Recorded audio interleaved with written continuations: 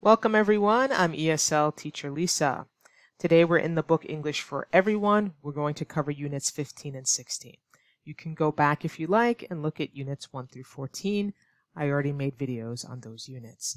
We have some later units also already recorded, so we're just filling in to make sure every single unit has a video. If you want a copy of the book, it's available on Amazon or other online bookstores. I'll leave a link in the description if you want to follow along. Otherwise, you can just look at my screen share. Today's topic, two comparatives together. So let's look at the intro. You can use two comparatives in a sentence to show the effect of an action. You can also use them to show that something is changing. So what is a comparative? We usually add ER at the end of a word to compare two things. For example, my apple is bigger than your apple. So we just add ER at the end and we're comparing two things. If we can't add ER, then we just use the word most. So we don't say my flower is beautifuler than your flower. We say more beautiful. So you'll either say more and what you're describing, or you have ER. So in today's lesson, we're also going to look at vocabulary related to age and population, and the new skill expressing cause, effect, and change. Let's look at our first example. The harder I train, the stronger I get. So that implies the training causes you to get stronger. So we have two comparatives in one sentence. More examples. The worse the children behave, the angrier the teacher gets. Or the louder the cat meows, the louder the dog barks. So you are expressing to the person who's listening, this action affected something else. How do we form two comparatives in one sentence? Not that difficult. You start with the, your comparative expression. So in this case, harder. You always have a subject. In this case, I. We have a verb, train. Then we have a comma and another the. Then the next comparative expression, the subject, and the verb. So it just repeats basically. So we won't do all the exercises here. We're actually going to go to this exercise, 15.5. So if you understand comparing in two sentences, or in the same sentence in two parts of the same sentence, you should be able to recognize the errors. We just showed you the format. Go ahead and pause the video if you'd like and do all four sentences. Let's look at the first example though. I've noticed that the less I sleep, grumpier I am. There's a problem. Where's the problem? I've noticed that the less I sleep, the grumpier I am. So we need that extra the because that's part of the structure after the comma. Go ahead and do the next four. I'll check back with you in a second. Hey, I'm going to float the correct answers now. Number 1. The louder my music is, the more angrier my mom gets. The answer, the louder my music is, the angrier my mom gets. Remember, if we can just add ER, that's all we need. We don't need more. Number 2, the younger the skier is, the less frightened they are of falling. Answer, the younger the skier is, the less frightened they are of falling. Number 3, the annoyed my teacher gets, more I giggle nervously. It's even strange just reading it. I can hear the mistake already. It's the more annoyed my teacher gets, the more I giggle nervously. Next one. Number 4. Faster the car went, louder the passengers screamed. The faster the car went, the louder the passengers screamed. So we need the for number 4. You have to start with the. Remember, that's part of the structure. Okay. All right, let's continue on.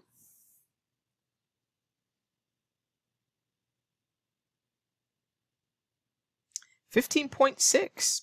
Another way to use two comparatives together. So this is interesting. When you have a double comparative that ends with better, it can be made short by losing the subjects and the verbs. So you just saw the structure earlier. We just worked with it. We need a subject and verb when we have double comparatives. But we drop it or we lose it in the case when we use better. How do we do that? Let's look at the first question. How do you like your tea? Answer, the stronger the better. So I could say, right, the stronger the tea, the better the tea, but we don't need to do all that. We're going to drop what we're talking about, the subject, and we're going to drop the verb and just say, the stronger the better. Can I bring my brother along? Sure, the more the merrier. So if you've never heard this expression, this expression means people are welcome. The more the merrier. Yeah, sure. He can come. Great. Wonderful. 15.7. Can you find the answer? Here's the example. When do you want your appointment? The sooner the better. Right? We're not saying the sooner the appointment, the better. We're not going through that long process. Okay? You can pause the video and see if you can get the next ones. Okay, 15.7. Next one. How many guests should we invite? How many guests should we invite? The more the merrier. The more the merrier. 2. What size engine do you want? The bigger the better. And number 3, what type of coffee do you like? The stronger the better. So we're shortening it. We're not saying starting with the subject and the verb. No, we're just using the actual comparative expression. Let's continue. A comparative can be repeated to show that something is changing. So you might have the comparative twice. The weather is getting colder and colder. So the repetition emphasizes that the change is ongoing. That's why it's there twice. Let's practice reading and then listening here, reading comprehension. We are all living longer and longer. You can pause the video if you'd like and review the true or false or not given, but I'm going to read the text for you and then select if it's true, false, or not given. So how well are you comprehending? Let's look at the paragraph here. Let's read. Life expectancy has risen around the world, and older people make up a larger and larger proportion of the population in many countries. An aging population can cause challenges such as increasing pension and social care costs. However, there are also potential benefits. The older a workforce is, the more skills and experience it has. Also, as people live longer after retirement, they can offer more time to good causes such as volunteering for charity. True or false? Here's the example. People are living longer than they used to. That is true. That is true. Just a side point here, I liked that we have this emphasis. Remember we just looked at that? That older people make up a larger and larger. So we have that double comparison. Okay, question 1. There are fewer babies being born these days. True, false, not given? The answer is it's not given. 2. Pensions and social care will cost nations more. That's true. A younger workforce is more experienced. That's false. And retired people have more time to do charity work. That's true. So hopefully you are practicing your reading comprehension even outside of class and of these videos. We're going to do the listening now. Again, you can pause the video if you'd like and review the questions and listen. I'm going to play the audio. It's a radio station is reporting on aging populations. Here's the first example question. What 2 reasons are mentioned for people living longer? The news report mentions improved health care and improved standards of living. So let's go ahead and play that for you now, and then we'll come back to the question. So here is the audio. Welcome to News Extra, where today we're discussing aging populations. Improved healthcare and standards of living mean that people are living longer. This means that there are more and more people requiring financial support in their old age. Many potential solutions to this economic problem have been suggested. The first is that from an early age, people should be encouraged to save more money for their retirement. The aim of this would be to make people self-sufficient by the time they retire, so that they do not need financial support from the government. An alternative would be to increase taxes so that the government has a larger pot of money to give out as pensions or social security and care for older people. The final idea we'll mention today has already been gradually introduced in some countries. The idea is to keep more people in work for longer by increasing the official retirement age. So, those are 3 ideas. All right, how did you do? Let's see how well you listened. So let's go ahead and answer them for you. Number 1, what economic issue do aging populations lead to? I'm just going to speak the answer here. I'm not going to actually have it float in. So older people require more financial support in their old age. Question number 2. In the first suggested solution, right, the first, who is responsible for people's care in old age? Answer. In the first suggested solution, people are responsible for their own care in old age. Number 3, in the second suggested solution, who is responsible for people's care in old age? So this is the second solution. Answer. The government is responsible for people's care in old age. And then number 4, what is the third suggested solution? The final suggested solution is to increase the official retirement age. So how well did you do? Did you get 100%? I hope so. I would say at least if you missed 1, you're okay. 2, not too bad, but really 3 would be ideal, or 100%. If the audio was too fast, that means you need to listen more. Just listen, listen, listen. Okay, let's continue on. So we are done with 15. We talked about 2 comparatives together in one sentence. We looked at some vocabulary with age and population and expressing cause and effect and change. Okay, so we're actually going to go to 16. This is just a vocabulary review. So what we've done is put up the new vocab in yellow, and then we have the example sentence, of course, and the definition.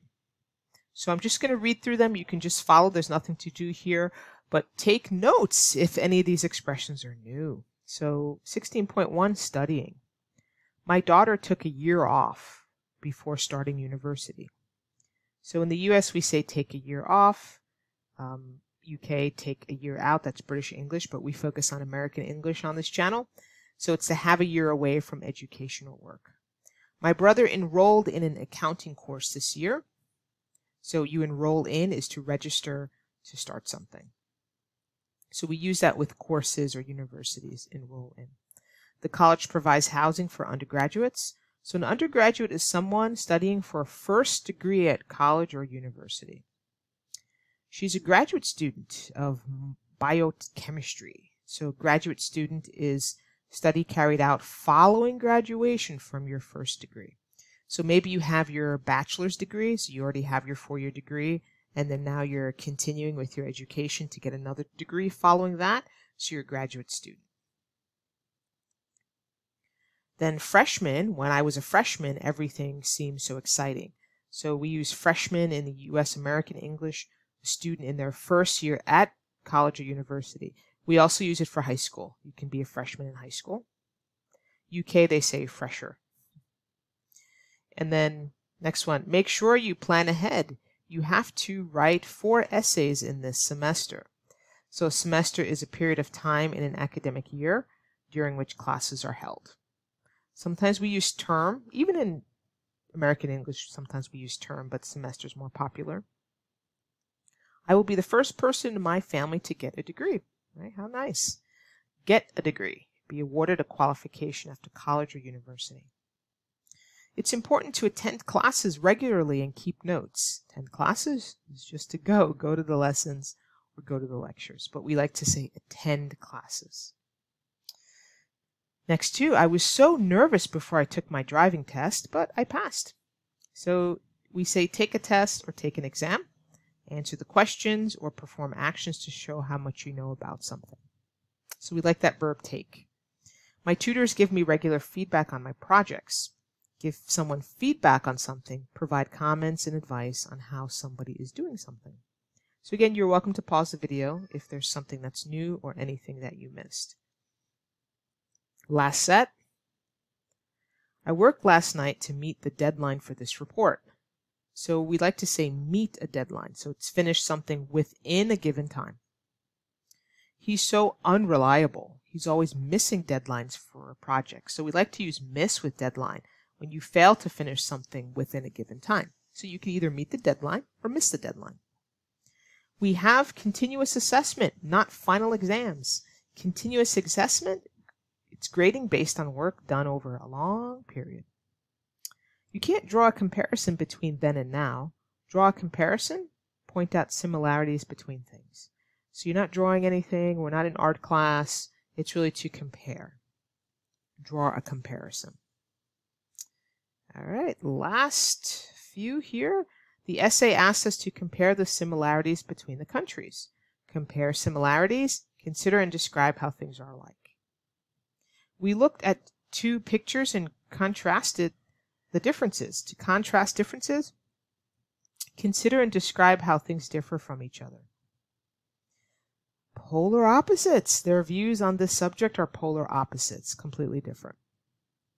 So if you really want to emphasize how much someone disagrees, you can say we're polar opposites. Sometimes people's personalities are polar opposites. You might say, oh, my sister and I, we disagree a lot because our personalities are polar opposite, completely different. There is a clear distinction between these projects. Clear distinction and obvious difference. An obvious difference. All right, last two. For twins, their interests are strikingly different, so surprisingly not alike. So again, maybe you have a sister or brother, and you might not even resemble or look like each other. You're so different, you don't even know. People sometimes don't even know, excuse me, that you're siblings because you're strikingly different. Last one here. Your hard work has made a world of difference this year. A world of difference, a significant level of difference. So a world of difference, so significant. Maybe you are trying to get an improved grade at university.